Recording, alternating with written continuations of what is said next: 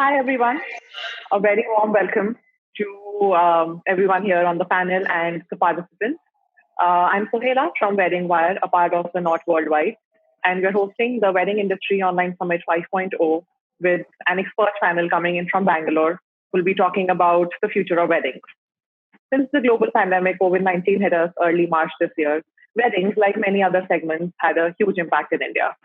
With the lockdown extensions and some relief in restrictions, couples are finding the best ways possible to still have this very special day of their life.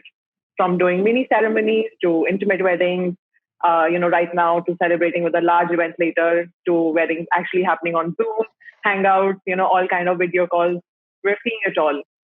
In this webinar, we'll be discussing and getting insights on how is Indian wedding industry gearing up for the changes, how prepared are the venues and other wedding professionals to make sure that weddings are safe.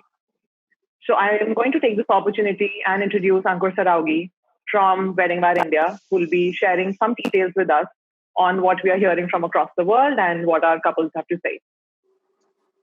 Great. Thank you, Sohela. Just quickly introducing myself. My name is Ankur. I'm country manager at Wedding Wire India. We are a part of the Not Worldwide, which is the world's largest wedding technology company. We call it WedTech, as a category. We have market-leading positions in 15 countries, including the US, UK, Canada, Spain, Italy, France, UK, and Latin America. We've been in India for the last 3 years, figuring out how can technology help wedding professionals as well as couples, to make their biggest day smoother. We've spent a lot of time in there. We started exploring, Mumbai, Bangalore, Hyderabad, mid of last year, and this year our plan was to go really aggressive in these markets. We still continue to do that. Now, with respect to what has happened recently, we spend a lot of time talking to couples, talking to wedding professionals in India, across the world, and here is what we are hearing. The common theme that is coming out is that weddings are not getting cancelled. There is a shift in demand. So, it's not a transactional event in life. Wedding is something that everyone wants to enjoy. It's something that people want to do it with their close friends and family members. So unlike a lot of other categories, which has got severely impacted, like ours, our industry is going to see a shift in demand instead of something like a loss in demand. It's not like the annual vacation that is getting cancelled. It's mostly like now, but let's go. We see a lot of pain, for wedding professionals with respect to cash flows because there is no new booking that is happening. And this is across the world, but we expect things to improve as countries start getting out of the lockdown. I'd also like to share, some insights from we did, during the lockdown window. And how are Indian couples, thinking? So some key insights are 80% of the weddings that were supposed to happen during the lockdown from the just few day till June end, what are couples doing it? And you might be hearing the same thing. Most of them, are shifting it to the second half of October, November, December, and of 2020. Only 3 of the respondents actually planned to shift it into 2021. Now, the remaining 20% of the respondents went ahead and did, a small wedding legally, maybe at home, at a court, temples. 2/3 of them, confirmed to do a bigger celebration, when things get normal. So this event or this business is not lost. It's going to come by in future. 90% have maintained that at least at that point in time, they have not thought about reducing the budget. It continues to remain the same in terms of whatever money they were planning to spend. And 75% of them, said that it's very hard to, short tweak the guest list. So the number of guests that they plan to invite earlier remains the same. And besides this, we are observing some long-term trends. So one thing which we believe, from our research, is that India has roughly around 12 million weddings, across the country, which is 1.2 crores. The ones which are known as 5 million. Ankur, we're not getting the connection. Okay, unable to hear you. Lot of,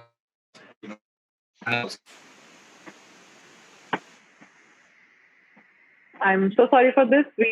I'll actually just get in touch with him. Picking on some pointers here, where Ankur mentioned that October, November, December is going to be a heavy, period for weddings, and in India, anyway, that time is, catered as like the hottest season in weddings.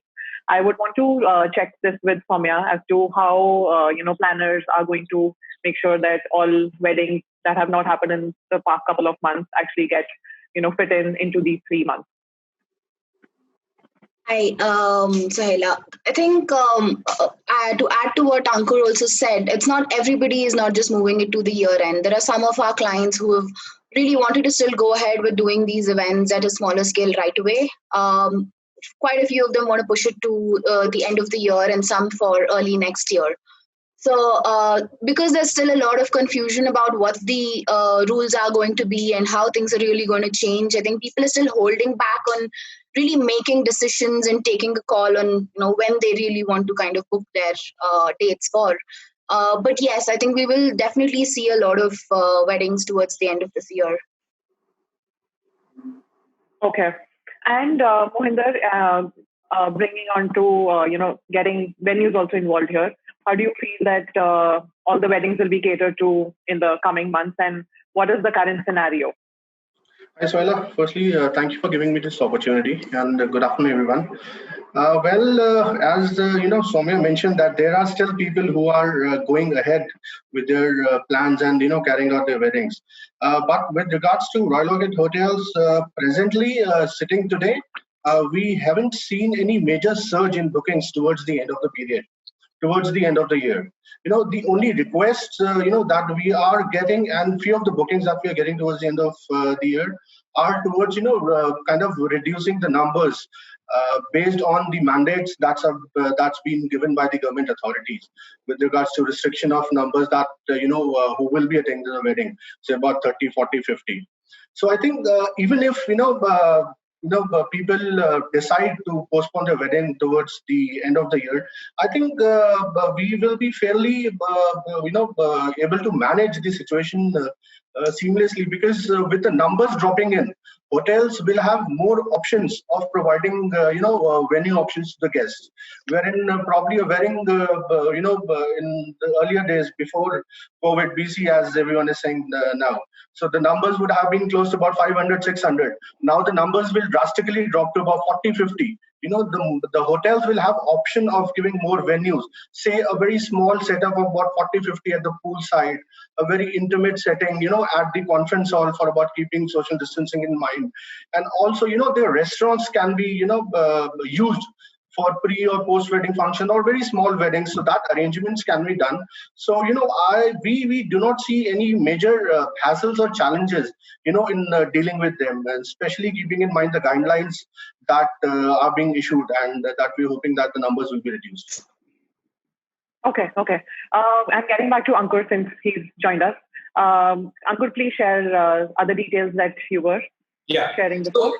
So what I was saying, in terms of demand and what's going to happen for rest of the year. So what we believe this year, the number of weddings in the calendar year will be lesser, and primarily the reason is very structural. So the reason is the typical way of getting married in India is when the bride's parents and the groom's parents actually do meet in person, then they decide on a date. like, unfortunately, like we have lost 3 to 6 months this year, where this specific event, it's called the Roka ceremony in India, in North, India, and similar to like an engagement, we do engagement a day before, but a lot of weddings, because it's arranged, or even if it's a love marriage, there is this one meeting between the parents of the bride and the groom where the date is decided. Now, because of the lockdown, we will lose 5 such months, and those weddings are not going to happen. The typical planning window, which is the date of fixing the wedding to actual wedding, averages between 3 to 6 months. In few cases, it goes to 9 months also. However, this event is not happening, and a lot of these weddings, which was supposed to be planned or getting fixed, now is getting pushed. And hopefully this is most likely going to happen whenever there is a positive COVID news. So how I think the things will pan out is, and there's one more big insight from our consumer research we figured out is, if the date of the wedding has been fixed, like, people would not push out way further in future. So if there was a 500 people wedding that was supposed to happen in June, people might wait till October, November, December, but they are not going to cancel. They might just do a legal or a small ceremony, the way, our colleagues described, like a 50 people wedding in a restaurant or a hotel. Maybe they will throw a bigger party. So that the weddings that have been fixed, that will continue to happen, but no new weddings are getting fixed because of COVID. Now, the great news for our businesses, as soon as there is a positive news, we'll almost see 1.5 to 2x increase in demand, going in future. So how our industry needs to be prepared is the following. We need to create innovative programs, packages, solutions for weddings that have already been fixed. That has to be done, in some way or the other, because, the courtship period, people don't want to keep it very long between the bride and the groom. So those weddings will certainly happen, even with the restrictions, and, all of us need to be very innovative in terms of, solutioning that specific problem. However, as soon as there is a positive news, and thankfully, like, I think, the Not Worldwide will be able to help Indian business, Indian wedding industry, because how we are placed is like, we have huge businesses in Spain and US, and we are like almost 3 months behind Spain and 2 months behind US, in the COVID trajectory. So if things do open up in those markets, it will like completely like, we are almost following the same pattern. So when positive news comes in, like, we need to be prepared for a surge demand. So businesses need to be like making sure that they sail through the COVID period with, whatever weddings have been fixed, and service them. And it's a great opportunity to do a lot of branding activity and like creating that brand name, because people will remember those. And a lot of businesses need to also gear up, like, how do they solve the surge in demand? And that's the time when everyone will make money. Like, with all the weddings that were supposed to happen this year, and around 30-40%, the demand will get spreaded over, 12 to 18 months in the future. Like, so think about it. The situation was 10 million weddings happen in India every year. And there will be a year suddenly where you will see like 15 million weddings happening. So all of us will need to cater to those. Other long-term trends that we figure out, will happen is a lot of digitization in the industry will happen. It's like the lockdown has enabled key decision makers to use digital platforms. Like my mother is using Google Duo, so that because she can't talk to more than 8 people on WhatsApp or 4 or 8, she has learned like Google Duo. So I think the importance of having a strong digital presence is becoming more and more. And a lot of our partners are upskilling, like, so all wedding professionals, they're spending time themselves on digital platform. They want to be ranked on Google when people are searching for their businesses. They know that, people will be looking at the content online. They're getting reviews. They're learning new tools. And other long-term trends, like, specifically for venue, I think it happened with the restaurant industry where Zomato enabled like hygiene as a key parameter. Like, hygiene is there to stay. Like, I think everyone will learn how to be more hygienic post-COVID. Like, all of us are washing our hands more. So how hygiene a brand is will become really, really important. I think, consumers will start thinking of a lot of different size of weddings. I think no one has thought about like doing a smaller scale wedding. It happens in the US. The guest size varies between 50 to 500. I think our guest size starts at 300, like, in India. So I think there will be some weddings that will be really nice and people would enjoy. Like, so a lot of businesses have to be prepared for actually, giving consumers the option of a slightly smaller size wedding. And one trend that we believe is not happening in India right now, because a lot of venues specifically have moved, do price their business as the price per plate or number of packs into like, variable model. They might start thinking of, and this is the short-term trend, especially during times of COVID, to cover their capital cost. It might just become like a rental plus a catering charge, business, to cover the cost of this thing. So these are like really, really interesting thing. We've spent a lot of time in Delhi, talking to wedding professionals in Mumbai, Pune, Lucknow, Kanpur. So all these markets, we're doing a similar webinar. This is exactly like what we are hearing. And we love to know, like, how businesses in Bangalore and the South are thinking right now about weddings.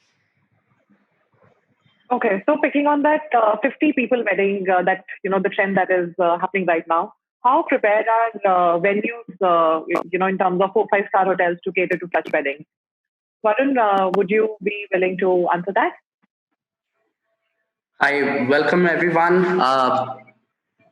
My name is Varun, and let me give you a small brief about myself. I work for Intercontinental Hotel Group as Director Sales and Marketing for a hotel based out of Bangalore called Holiday Inn, which is located at the racecourse. As you can see it in my background, we are a close to 300 room property. Highly dependent on weddings, not because we have a large wedding or a banqueting setup, because we are very close to Palace Grounds. So Palace Ground, if I talk about, is one of the largest available facility in the city and caters approximately 50 days into approximately 150 to 200 weddings, which happens in a year at this place. So we are a facility which provide them a venue for pre and post event. The wedding happens at the Palace Grounds, majorly big weddings, and we help them with their accommodation facilities.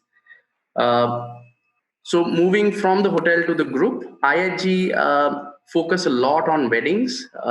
We have a special program called Weddings by IHG.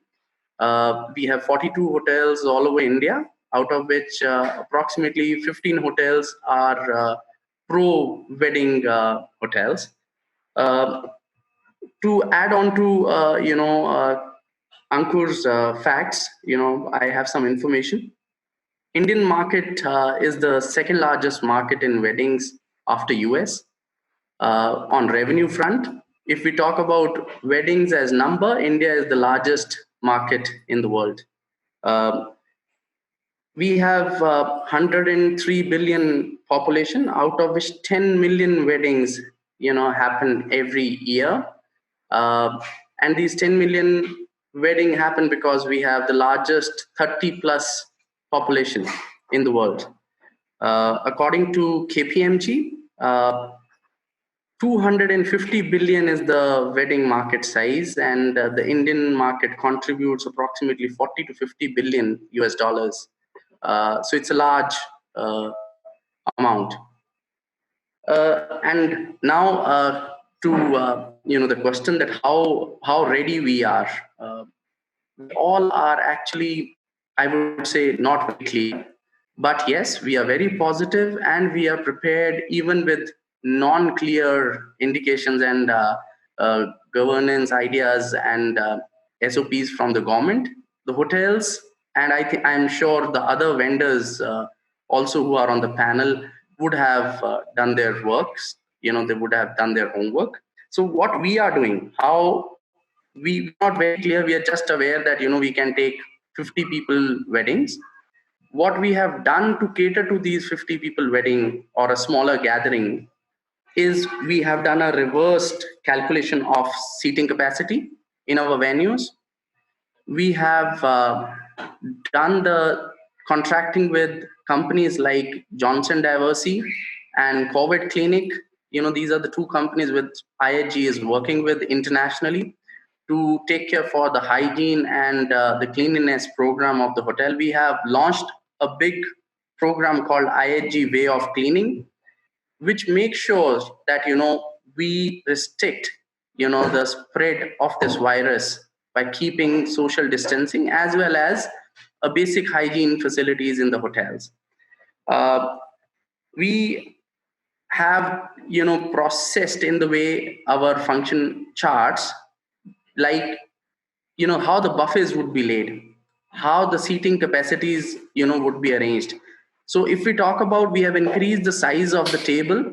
The round tables majorly used, or I would say half moon style is the most famous and the most utilized seating style in the weddings and the social functions. So instead of 7 to 8 people on a table or 6 people on a table, we have reduced the capacity to 3 so that we can maintain a distance of 3 feet to 3.5 feet between each individual. The buffets, the setup of buffets would be really changed in the times coming ahead, and especially for social functions.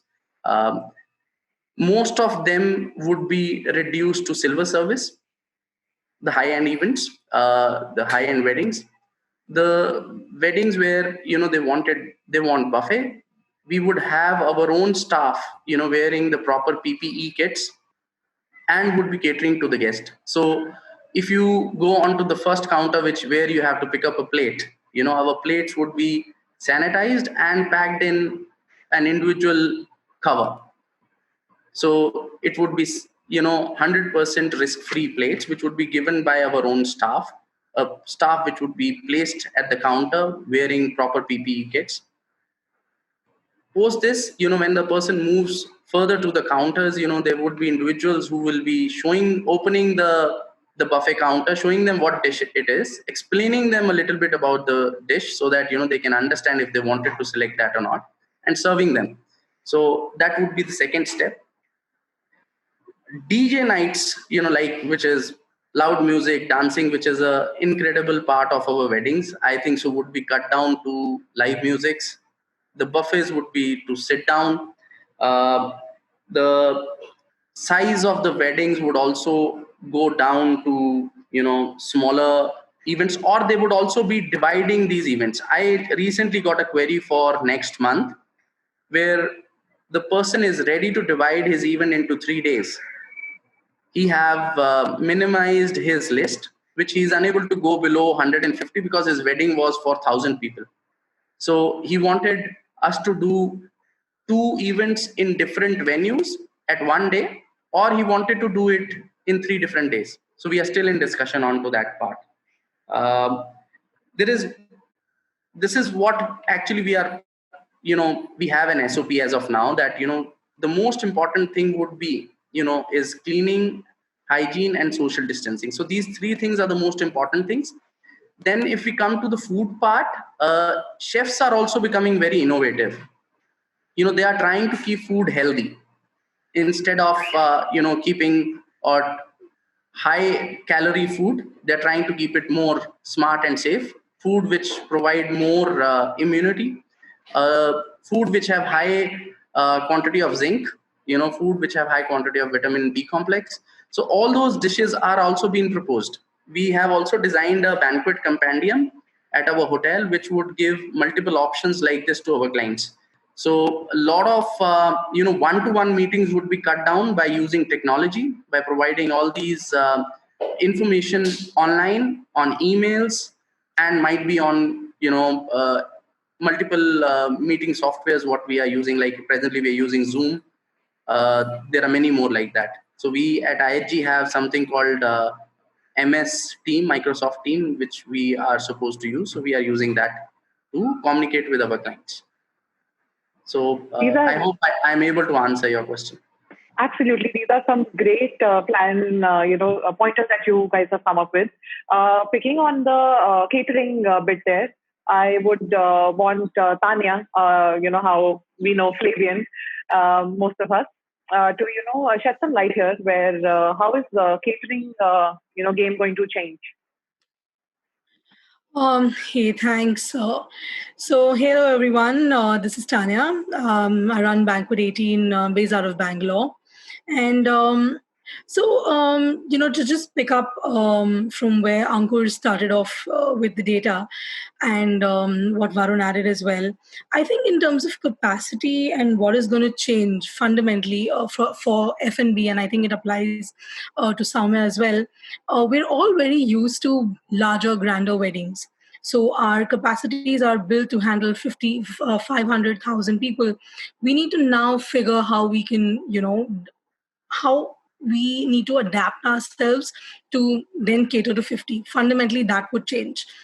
We need to double up in terms of how many weddings we can do per day, which will be 50. I think India as a market is extremely Murat driven, and everyone is going to get married on that date. So if you're looking at shifts happen and people canceling and moving out to the latter half of the year, we have to start looking at if, all these cancellations and plus the new ones coming up between October to December, how many weddings can each of us handle of 50 packs? So that is going to be a very fundamental question. So in terms of building capacity and what we need to do ourselves, I think that is going to be a very strong point. Coming to what you asked me regarding catering. So we've done about 4 weddings till date after, the government announced 4.0 and 50 packs were allowed. So I'd like to share a little bit on, adding on to what Varun said and what we do. So I'll just divide this food aspect into what happens before the wedding begins and what happens on the day. So a little pre and post. So first things, when it comes to pre, we've changed the whole sourcing. Right, we are now procuring vegetable produce directly from farmers. So what we're doing is that we're cutting the lines of multiple hands, touch points to the vegetables and the groceries coming into the inventory. So that's the first thing what we've done. Then of course, sanitization of all of that, passing through UV, maintaining 24 hours, all of the normal, vegetable produce is going through that. One most important thing, what we are doing our end is that the team which is preparing your food is the same team which is in-house and has been isolated from the rest of the world in terms of contact.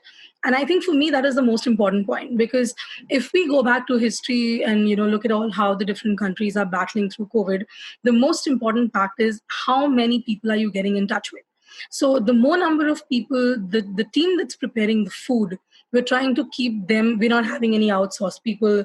We have the core team, which has been with us, who's not gone home ever since this is announced. And, so they're the ones who are preparing your food. So we feel extremely confident and responsible for the fact that, you're trusting us and you're going ahead with your event. So I think food being that critical, the team's isolation and the PPE they wear, social distancing while cooking, these kind of things become extremely important. So kitchen layouts have changed. We've made, different zones. We're making sure that, the helpers and the cooks in normal scenarios do not really maintain social distancing. So all of that is being on top priority. Disposable aprons. Besides this is all the thing that's happening before we look at a wedding. Now, coming on the day of your wedding, we're handing over to our guests a list, a PDF document, which is sharing temperature checks of all the people at the venue of the last 3 days. And we have all our guys who are serving with a little badge, which says my temperature today taken was dash at this dash. So we're making, we're going a little ahead in making our guests assured that, this has been, he's safe and I'm safe and I'm making sure you're safe. A small little badge. That's one thing we are doing. Of course, the regular stuff of face shields and masks and sanitizer, all of that is happening. The vessels are being sanitized. But I think that's become hygiene factor. You have to do it. So the little beyond what we're doing is like we're sharing information on temperature checks and isolation history and stuff like that. We've changed layouts of buffets, like what Varun said. A lot of queue managers. We're making sure that multiple hands don't touch buffets. we're encouraging people to, make sure that whatever you want will be given to you rather than, you coming multiple times and, holding the spoon. So we're avoiding multiple contact and touch points. We're having more, I mean, hospitality will have to move a little, notches ahead to make sure that, your staff is around anytime the guest wants anything. And I also think patience levels need to change across both sides, because everyone's sitting on the edge, the family of guests, the guests who are there, the couple, the parents, everyone is paranoid, and everyone's in this flux right now. So we need to educate our team and train our team to make sure everyone's temper is down and, explains everything very calmly, coolly. Because I'll just give you an instance. We did a, South Indian wedding last week, and in the LA Uta, we had a very senior couple who was from, I mean, they must have been in their 50s, because 65 is the cutoff. And while they were being served, we had maintained 6 feet distance. So we said, LA Uta, one person per 6 feet table. That's how we divided the layout. And we had this gentleman who very sweetly pushed the table and pushed his yelle towards his wife and said, I'm going to sit and eat the meal with her. And when my manager went up and said, sorry, sir, but you need to maintain social distancing, he made it a joke. He just turned back and said, I live with her. I've not got COVID. How can I get COVID now? So, we need to have that, communication and tell the guests, listen, why, this is important. It's important for us, important for you. And he understood. So I think we have to go a little ahead the normal, things that we do. So small things like that is what I say. Yeah. I think, absolutely. That experience that you spoke about is definitely something that, we'll probably be seeing a lot now, since, all of us are also living in the same house with our husbands, with our, children, parents. So maybe getting out maybe in a restaurant or going for weddings, we might actually face that I can absolutely sit with that person. I don't have to distance myself. But definitely here, then, from the catering team, from the venue team and planners, this information has to be passed down that let's just take all kinds of precautions so that, there are no such cases that come up. Just one more thing that I forgot. I think another aspect is also looking after our own employees. So I think there's also a little, there is a little panic, obviously, because they've also been indoors for the last two months, and they all know how crazy the situation is. And suddenly when weddings begin and they've been asked to go out and serve, that education to them that, what, we're going to look after you, and we're giving you all of this, from shoe cover to face shield, to make sure that you're okay. And I think, that also is going to play a very integral part to make sure that your team stands with you on your side. So that's, again, a very important part of being ready to go out and start the 50-pack wedding. Yeah. Sorry. Great. Moving on to Rani from Shobha Creations. What are the kind of challenges that, decor vendor partners can face?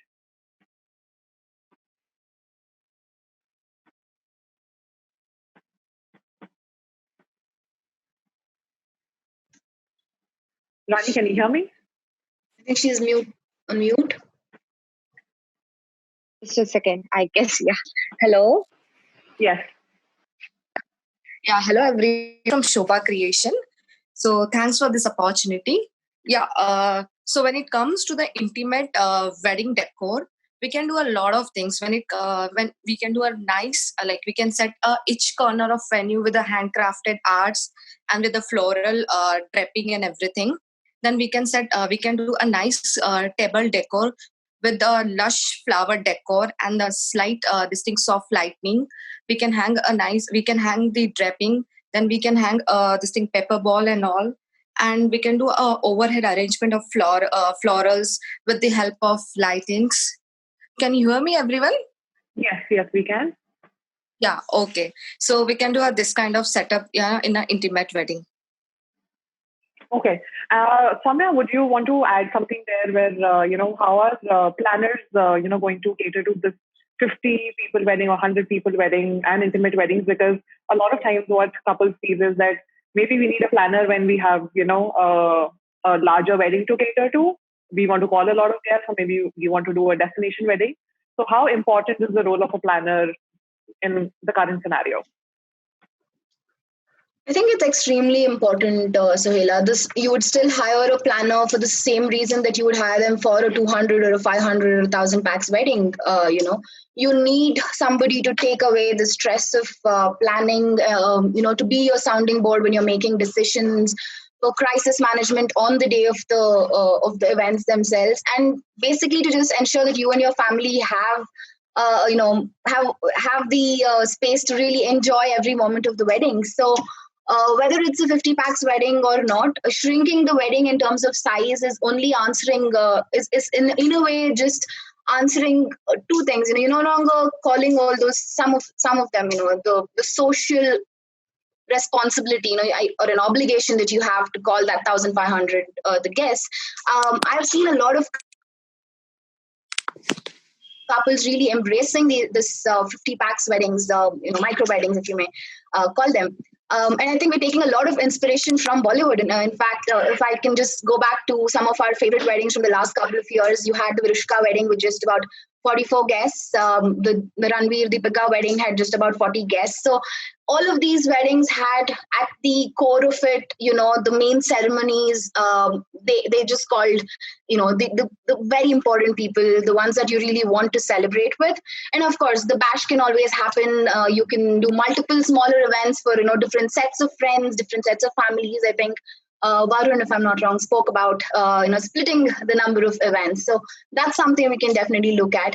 And the role of a planner still remains extremely important. And I think you need even with lesser guests, the planners to give you that detailing that you need to put in for everything that you are going to plan for, right? And I think lastly, to ensure sanitization and safety protocols are in place, you need a organized professional team that really will check, recheck, and recheck to make sure that things are going as per plan and are maintaining all the protocols that are in place.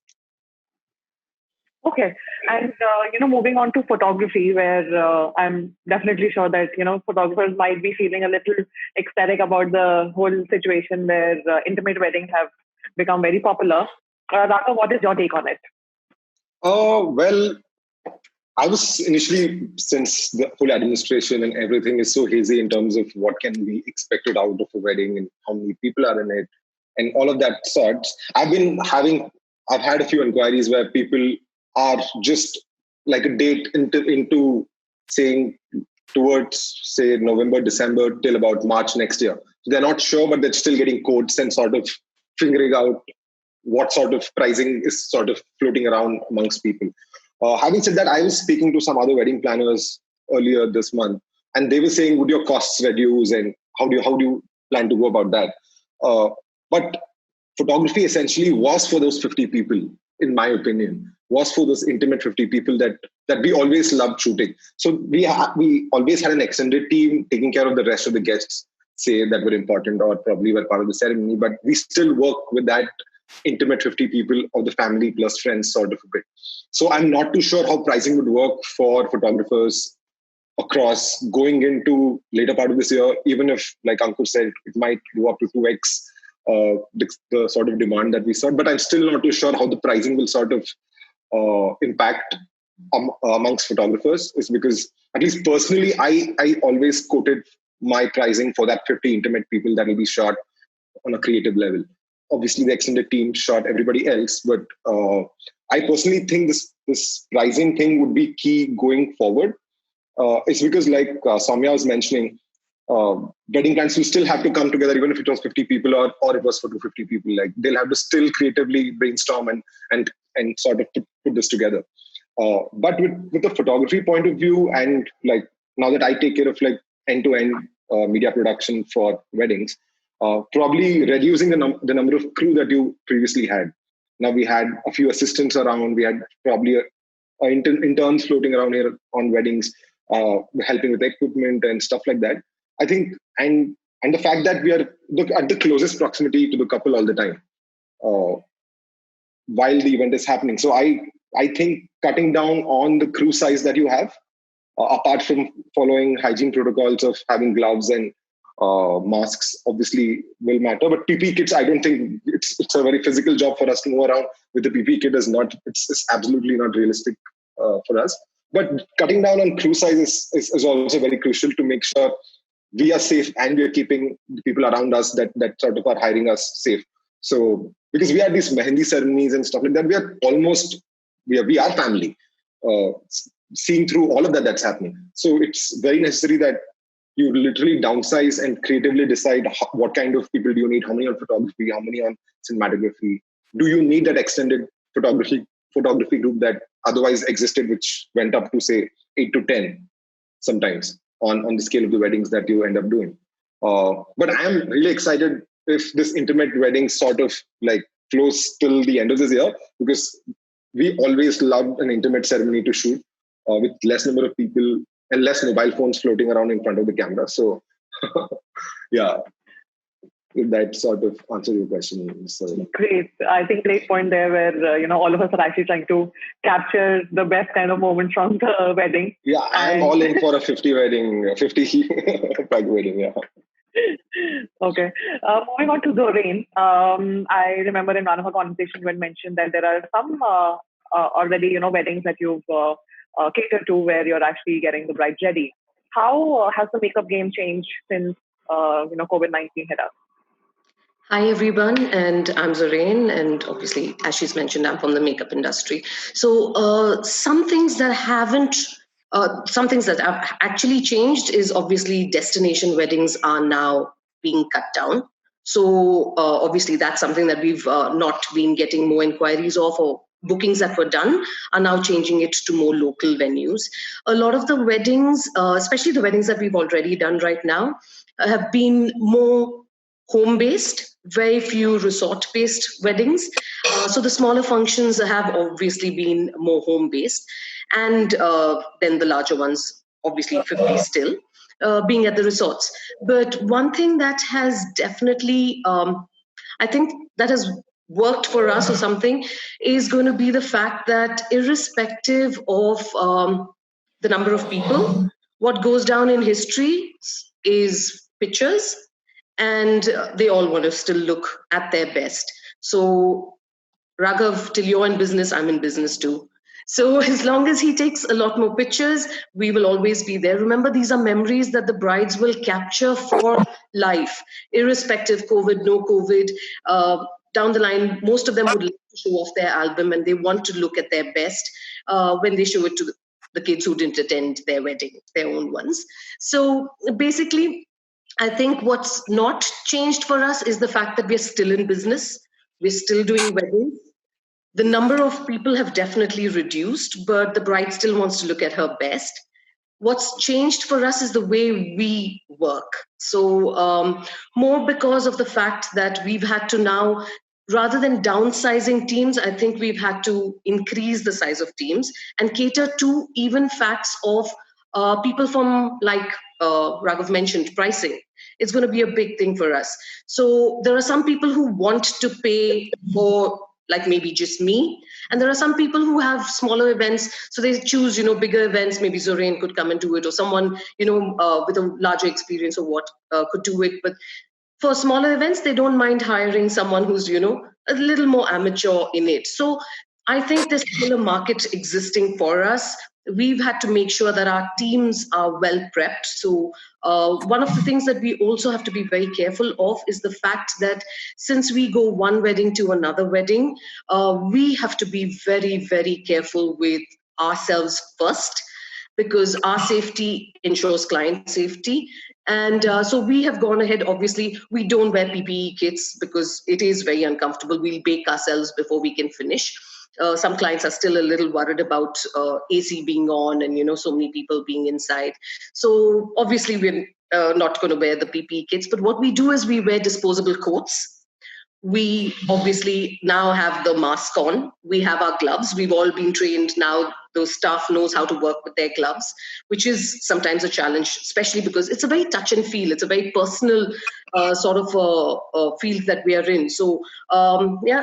In fact, I think, Raghav, we go one step closer to the bride as well. We're literally in their face before, they come out. So we have our mask and we have a face shield. So these things obviously protect us. Henceforth, we can go wedding to wedding, not worrying about taking anything from one wedding to another. With the bride, we've always worked with eye first. So if the bride's comfortable, we ask them to wear their mask while we finish their eye makeup, which normally takes to somewhere about 30 minutes to 40 minutes. And that's a period that they can keep themselves safe.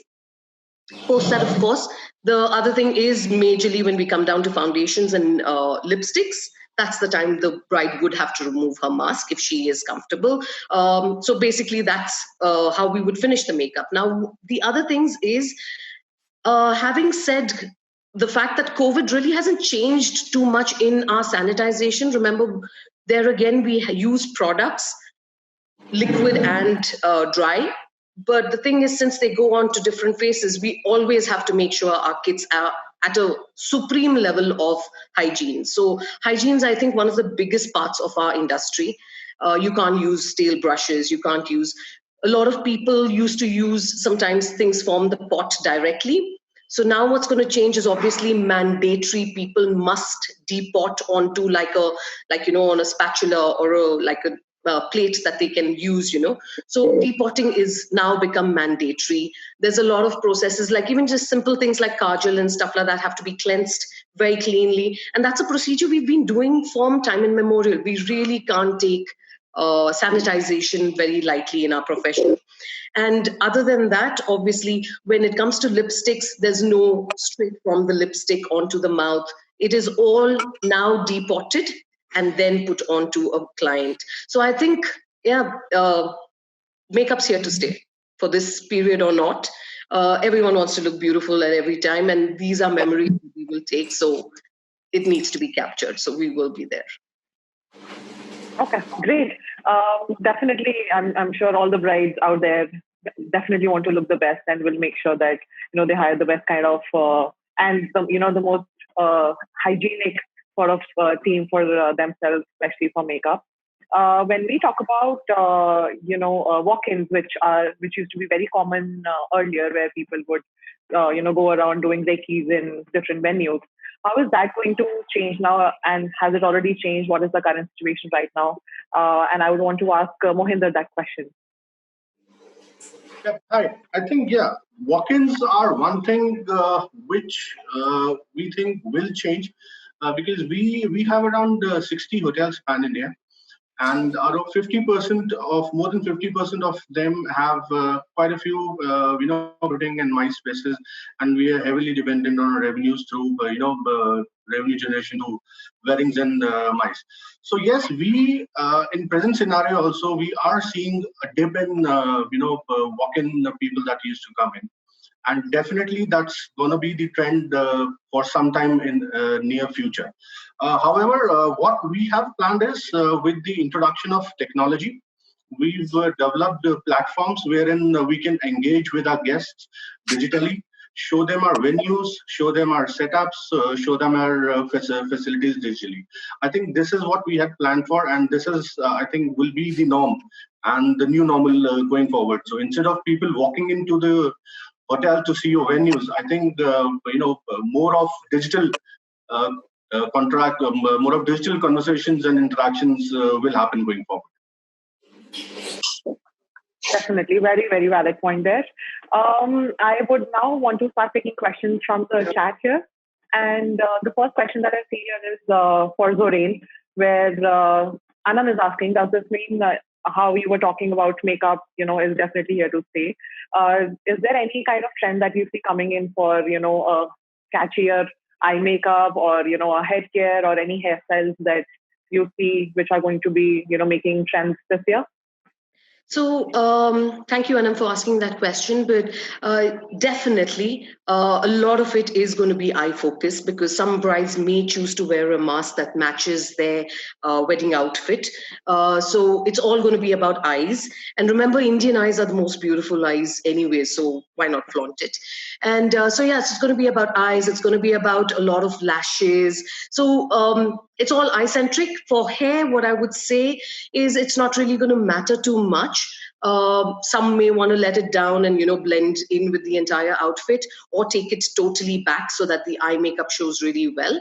But having said that, to answer your question, eyes will definitely be the new focus. There will be more glitter on the eyes to take away from the matteness from the the masks. So they will add more glamour to the eyes.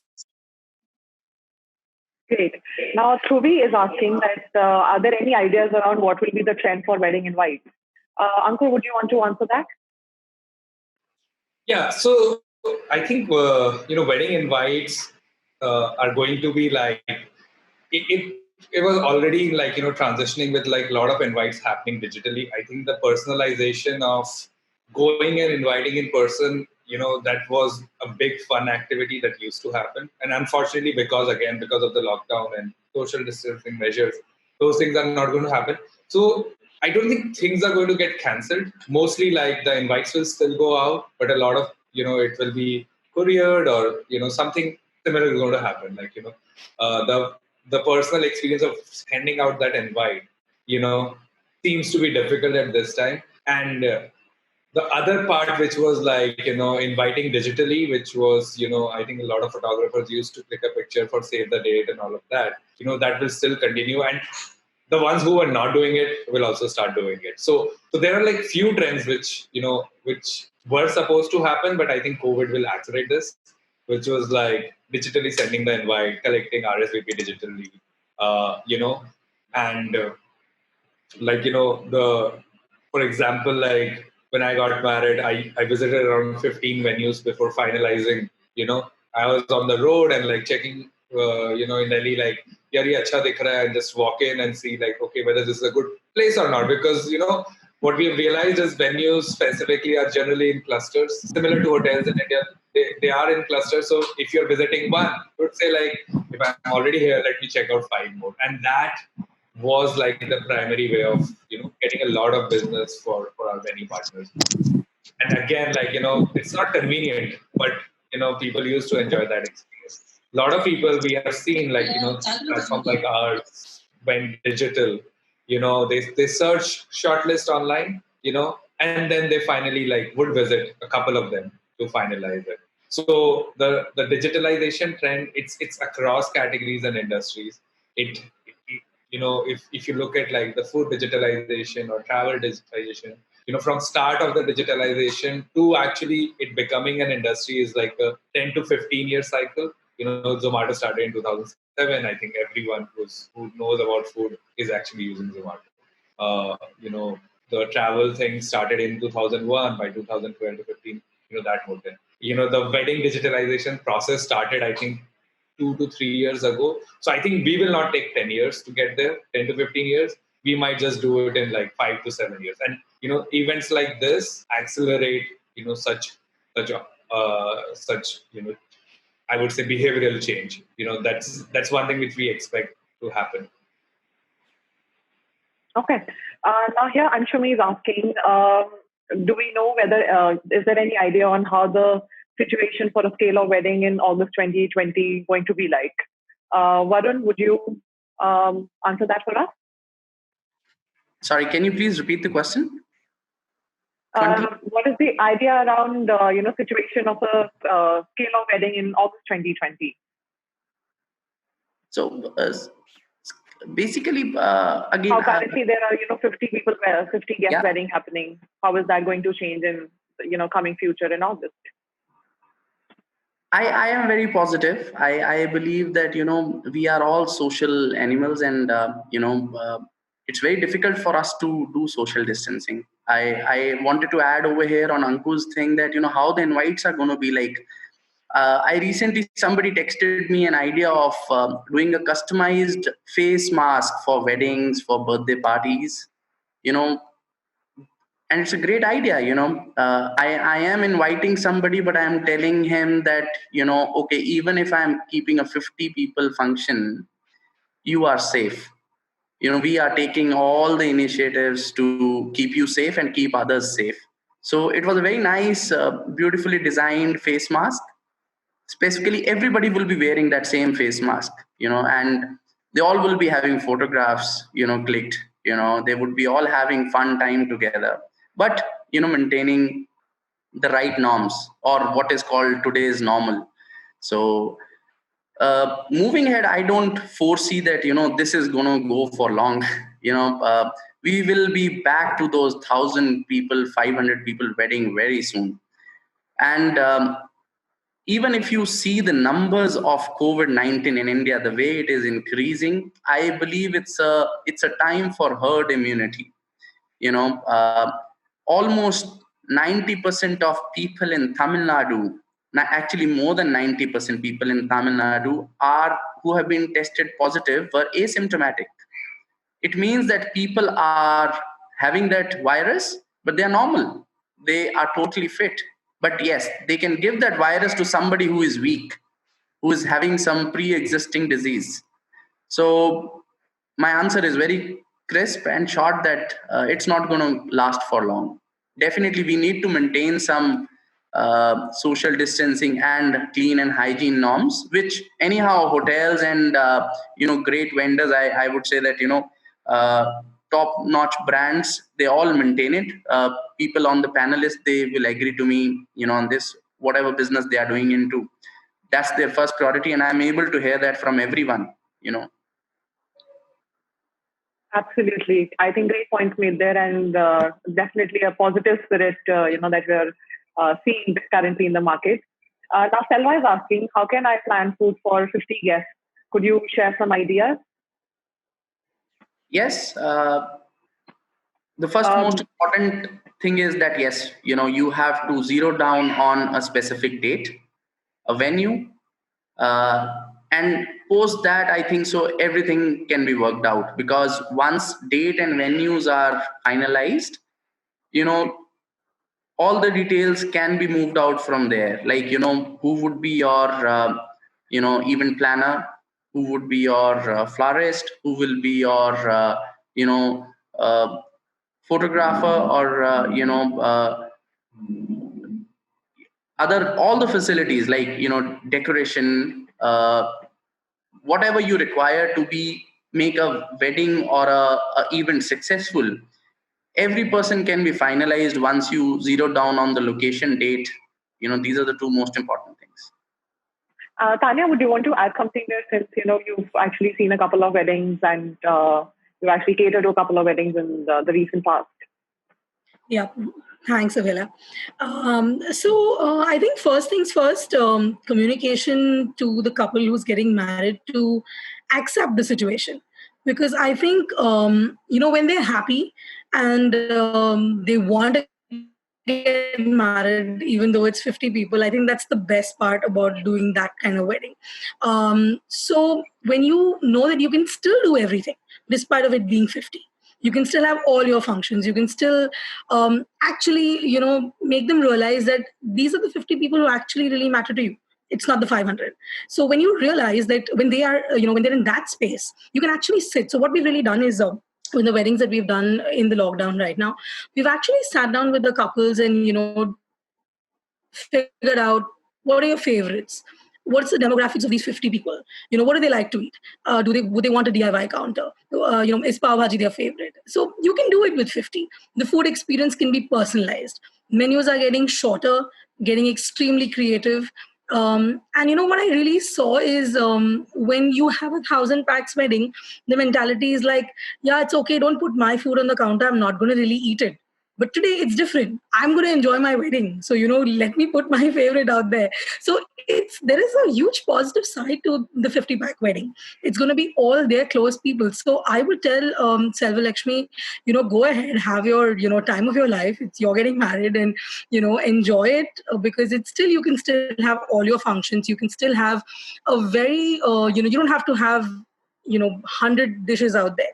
You can have your 20 dishes, prim, proper, crisp. You can up the presentation. There are a lot of I would like to tell everybody out here, with food, I personally believe you got to eat from your eyes before you actually eat it. So that's my philosophy of banquet 18, and I really feel that with 50 people there is an advantage that you can customize food, your presentations can go notches higher, you can do luxury sit downs, you can do so many things to up the game with food. So I think it's a huge pro that when we have 50 people, you can make sure that your wedding is top notch. So that's what I'd say. So I would tell Salva Lakshmi, fundamentally, the things that you can keep in mind is keep the demographics of the people, keep their favorites in mind, keep a shorter menu, speak to your caterer and figure out, what is it that you can mix, match, and put out there in a better presentation and have a great party. Great. Thank you so much, Sanya, for that. Moving on, Kosha here is asking to the wedding planners, so I would want Soumya to be answering this. Can you share some ideas on what kind of home weddings, how they will look like, and what kind of an advice are you giving for people who want to do their weddings later? Okay.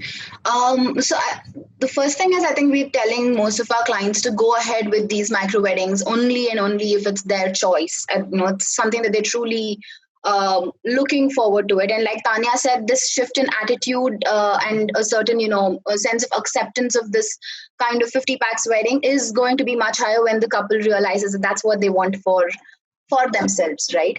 And shrinking the event down to a cozy, a more intimate sort of a wedding is one easier to plan, of course, and you love where your money goes. So like Tanya said, it could be that very specific, a custom-made menu, which you would probably otherwise not have, or it could even be, like beautiful decor that you could really put together, for even just a very lovely family table dinner, special meals between the events, the varieties that you could have for food, a more personal video that you could just have your photographer shoot for you. So these are things that can happen irrespective of whether you're doing a home wedding or outside. So that's something we've been encouraging the ones that are really going ahead with this right away, at least in the next couple of months, to plan out in detail. Okay, great. The next, and probably the last question, where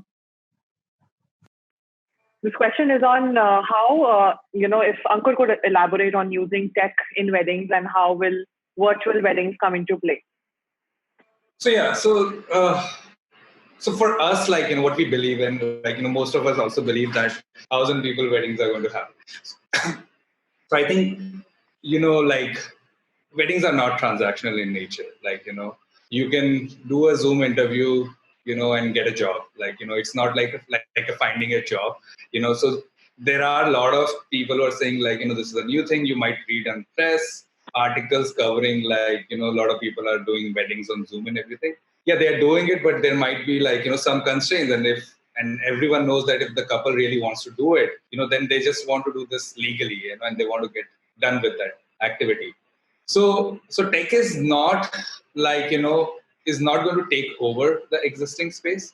Virtual weddings are not going to be something that will continue to happen. But yeah, if you are planning to do the event or you want to get legally married, I think there are a lot of platforms. In fact, we are also partnering with, we can't disclose it right now, where we will help couples who want to get married right now, and provide them service similar to a conference call we are doing on Zoom, So how to put the cameras, near your home, the events, and I think a lot of our photographer partners are also trying to do a lot of live streaming. You can virtually see the weddings on YouTube, Facebook Live. You can create login password. So I think the technology exists. The reality is people are still waiting for what is going to happen because it's not again transactional. It's the moment when it's very hard for your best friend to not hug you, in your wedding. They would want to have a drink with you, and they would want to even if there is, they will say they would want to have a smoke with you. They'll say let's go out and have a discussion, and then I don't think there is going to be people will be wearing masks and there will be social distancing at that point. So of course people will do it, but some of this, technology already exists. I think what we'll do is most likely customize it for people who really want to get married right now. And of course, when the 50 weddings, there was a lot of innovation that all of us are thinking of, doing it in a restaurant, putting cameras. So this will become the new normal. We are working on creating these frameworks, which we will be able to share with a lot of our partners. During times of COVID, for weddings that has already been fixed, because that are going to happen. People don't want to have long courtship periods. So if they are happening, this is the way to do it. But a lot of real weddings will come back as soon as there is some positive news. And the positive news can be similar to what we are hearing is happening in Chennai. So if positive news comes in, the wedding industry is going to see 2x demand. And I think there is also a plan B that all of us need to prepare for. When there is a surge in demand, how do we handle those, those situations? I think there are two things that all of us need to do. How do we, mitigate the COVID times, and which is how do we organize the 50 people wedding, because people would want to get married no matter what. And post-COVID, when there is surge in demand, how do we actually, make profits during those situations? So yeah, that's what I would want to say. Great. Thank you so much, Ankur, for that. And definitely, all of us are gregarious in nature. Will want to, how you mentioned, would want to hug people, celebrate with everyone, come together, party like we used to, at weddings. And how Wedding Wire and the Not Worldwide put it, love is not cancelled. It is not cancelled this year. It has only been shifted. And there are some changes happening. We are getting into an intimate wedding situation right now and definitely planning for a bigger party later. So as long as all the vendor partners, the community from the couples as well and the families come together, make sure that we follow all the norms that have been laid out and, do a safe wedding. The entire idea of big fat Indian weddings will definitely come back very, very soon and will definitely benefit us all. So thank you so much, everyone, for joining us today. Signing off now from Wedding Wire. Thank you so much. Thank you, everyone.